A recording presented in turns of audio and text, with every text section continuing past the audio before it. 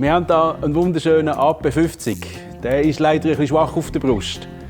Der Kunde will primär, dass er schneller läuft, aber im ausgekupperten Zustand macht er ein ganz unangenehmes Geräusch. Und das müssen wir jetzt zuerst suchen, das Geräusch. Als erstes nehme ich auf dieser Seite hier die Abdeckung von der Lichtmaschine weg. Dann kann ich mal von Hand am Motor drehen, vielleicht hört man etwas. Und nachher nehmen wir dann da den Kupplungsdeckel weg und schauen Sie mal ein bisschen in das Motor rein, so gut es geht. Da Schwäubli.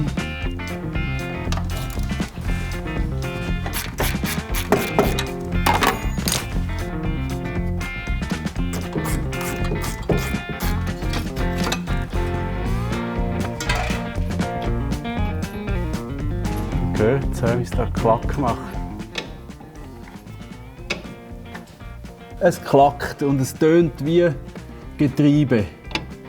Und jetzt versuche ich noch herauszufinden, wo der Rückwärtsgang ist. Das ist da. Das ist der Rückwärtsgang. He? Das Kabel da. Spannend, spannend. Da ist das Getriebe drin. Ah ja, man spürt dann am Gehäuse, wie es Klack macht. Aber das läuft wahrscheinlich darauf aus, dass wir den Motor rausnehmen.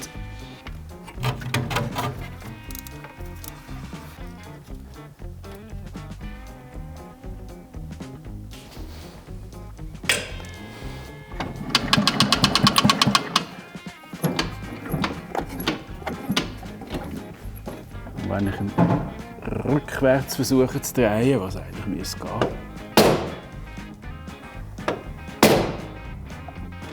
Das ist nicht gut.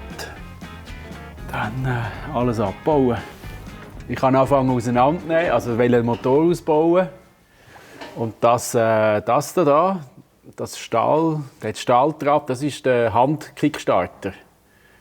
Und als ich den gelöst habe, ist das Geräusch weg. Also wenn ich jetzt den Motor drehe, hört man nichts mehr. Und wenn man jetzt das ein bisschen vorhebt, das war das Geräusch. Und rückwärts ist natürlich nicht gegangen, weil es versucht hat, den Kickstarter zurückzudrücken. Aber das Seil hier war ein bisschen zu kurz und dann hat der Kickstarter nicht zurück können. Und dann hat es das Geräusch gemacht. Jetzt haben wir das Problem gelöst. Das ist doch cool. Jetzt können wir den Zylinder abnehmen. In der Zwischenzeit habe ich noch da hinten den Motorhalter gelöst. Dann kommt nämlich der ganze Motor sicher 15 cm runter. Dann kann man da viel schöner arbeiten. Gell?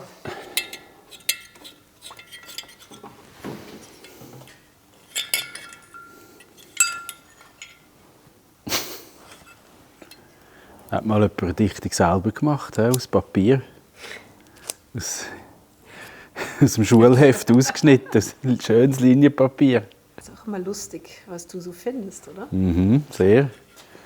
Das ist wie Archäologie. Ah, Polini Motori. Das ist kein Original, hä? Aber jetzt, bevor wir den Zylinder noch abnehmen, tun wir da noch das Primärzahnrad wegnehmen. Das geht nämlich besser, solange der Zylinder noch drauf ist.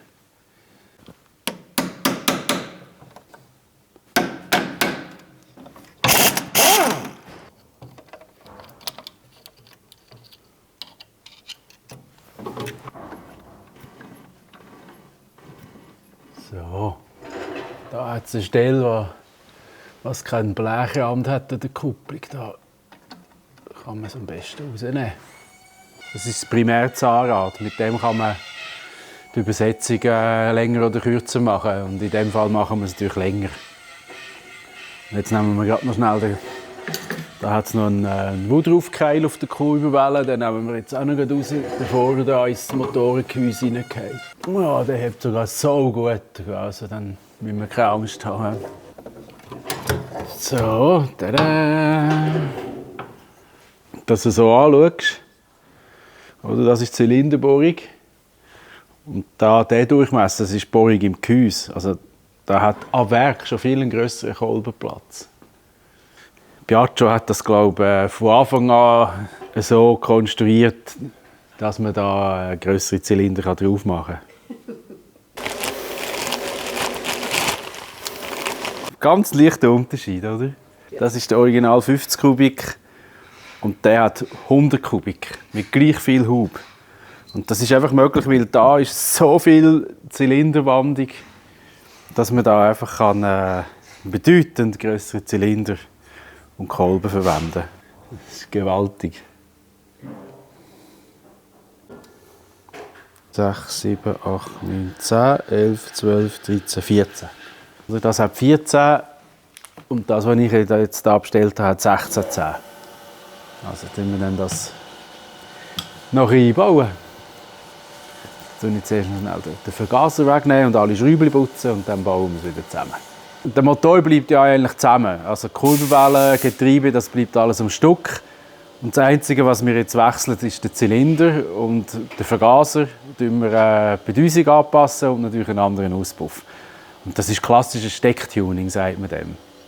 Also es ist einfach draufgesteckt. Kein Kanal anpassen, keine Drehschieber, Steuerzeiten, gar nichts. Einfach alten Zylinder runter, neue drauf. Peng. Und zack, doppelte Leistung. Schnell da mal die Sachen auspacken. Ups! Das wollte ich genau nicht wollen, dass eben die Sachen da am Boden fallen. Da die blöden Kolben-Pin-Clips. Da ist eben ein Nadellager dabei. Schauen wir da schnell schauen, oder? Ob das da dreht. Das ist gut. Nehmen wir das gerade da an. Und jetzt kann man auf dieser Seite eben den Kolbenclip schon rein tun. Und dann montieren wir es montieren und dann auf der anderen Seite den Clip rein. Da hat es Kolbenring. Zwischen diesen beiden Enden gibt es einen Spalt. Das ist das Stossspiel. Man sieht es schon fast nicht, so wenig ist es. Ja, da mal schauen. Ein Zehntel. Ein Zehntel. Das ist mir jetzt zu wenig. Ich würde jetzt sagen, für diesen Durchmesser sind das wahrscheinlich etwa 1,5 Zehntel. Also das ist sehr wenig. Da kann man so zweimal mit den Vielen drüber. Ja, das hat schon gelangt. Das ist schon alles. Und dann tue ich zum Montieren. Da hat es einen Pin. Und der Pin tut ja den Kolbenring in Position halten. Dann tue ich mir das hier anzeichnen, dass ich beim Zusammenbauen noch sehe, wo die Pin hin müssen. Auslass ist bei dem oben so. Da hat es einen Pfeil und der Pfeil zeigt bei einem Kolben immer zum Auslass. Der Auslass ist da, wo der Auspuff ist. Also Kolbenring sollten nicht in die Überströmkanäle hineinschauen. Und jetzt sehen wir sehr gut, dort, wo ich mit dem Filzstift die Strichel gemacht habe, das ist genau zwischen zwei Überströmer. Und das ist ein Graugusszylinder und es sind Grauguss-Kolbenringe, also das muss man so machen. Bei den neuen Stahlkolbenringen kann man auch so machen, dass der Kolbenring genau in der Mitte des Überströmer ist. Gussringe, die verbrechen sehr gern. Die muss man vorsichtiger behandeln. Also die beiden Enden des Kolbenring dürfen nicht im Zylinder in den Kanal hineinschauen. Weil die federn ja im Kanal aus und dann kann es tatsächlich sein, dass die Ecke vom Kolbenring an der Kanalkante anhängt und dann verbricht er. Vor allem die alten Guss-Kolbenringe, die vertragen das gar nicht. Weil die Kanten da, die sind alle haarscharf. Jetzt gehen wir noch schnell in die Tuning-Abteilung über und mit dem Handfräser alle Kanten verrunden.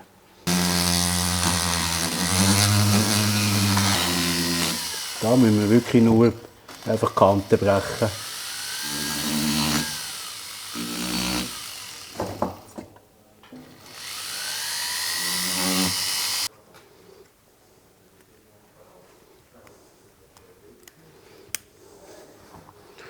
Und den Kolbenbolzen, den kann man eigentlich schon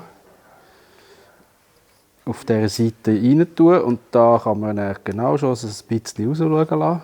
Und jetzt müssen wir dort das Nadellager treffen. Ja. Müssen wir das Ringli dort reinpflümeln, und zwar so, dass wir es nicht verlieren.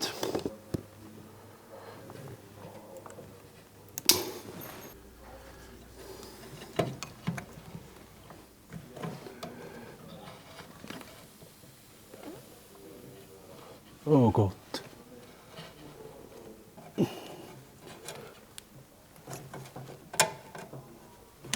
Ja, es ist drin. So. Und das hat Klick gemacht. Das ist das Beste und das Wichtigste. Und das sind qualitativ sogar gute Papierdichtungen. Aber ich traue denen einfach nicht so 100%. Darum gibt es bei mir einfach ein Spülchen Dichtmasse und dann weiss ich einfach, dass es dicht ist.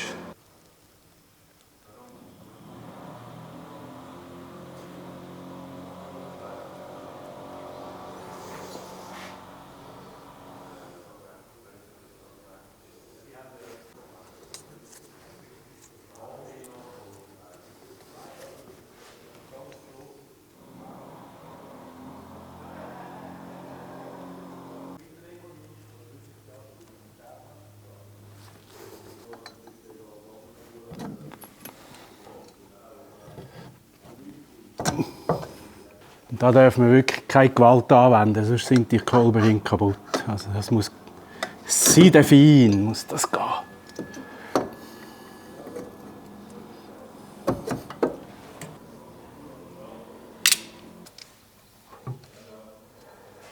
Und dann die Dichtung, die ist leicht asymmetrisch, aber so, dass alle 4 Löcher irgendwo stimmen. Dann tun wir da einfach eine Schraube durch und dann...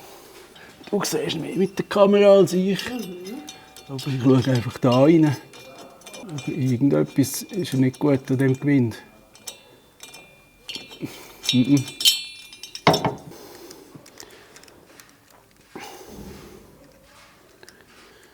Irgendetwas ist immer. Okay, die gehen einfach ein bisschen streng.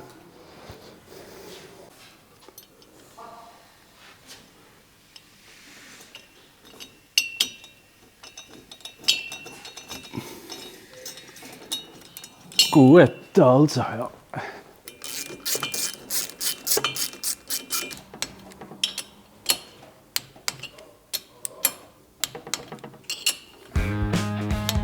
So, ich würde sagen, der passt. Schauen wir den nachher an.